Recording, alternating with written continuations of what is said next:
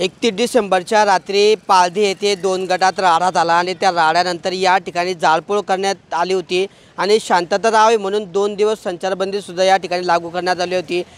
काल रात्री 8 वाजेपासून या ठिकाणी संचारबंदी हटवण्यात आली आहे आणि आज पहाटे पुन्हा जे पालधी जे गाव आहे ते या ठिकाणी पूर्वपदावर आल्याचं आपल्याला पाहायला मिळतं आहे। आपण आता पालधीच्या बस स्थानक या चौकामध्ये आहोत। गेल्या 2 दिवसापासून संचारबंदीमुळे हा संपूर्ण परिसरामध्ये या ठिकाणी शुकशुकाट पाहायला मिळालं होतं।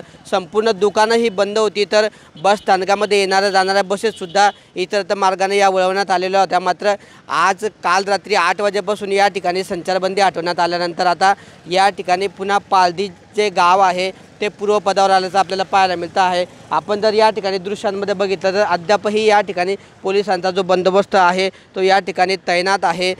SRPFच्या 3 प्लाटून अद्यापही या पालधी गावामध्ये अनुचित प्रकार घडू नये म्हणून या ठिकाणी ठेवण्यात आलेले आहे। तर या ठिकाणी ही शाळा आहे, विद्यालय आहे, हे विद्यालयसुद्धा या ठिकाणी 2 दिवसांपासून बंद होतं। कुठलीही अनुचित घटना घडू नये यासाठी पोलिसांच्या वतीने काळजी घेण्यात आलेली होती।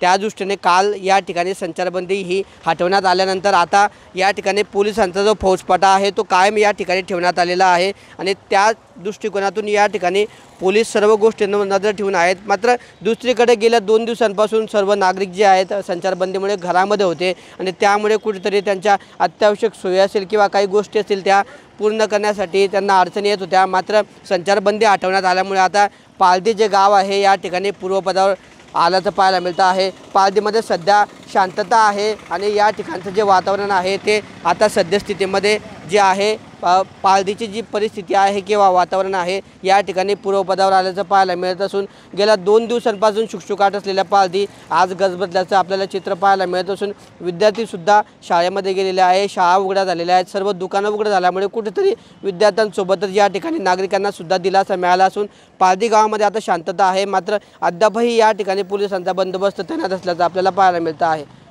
किशोर पाटील, TV9 मराठी, जळगाव।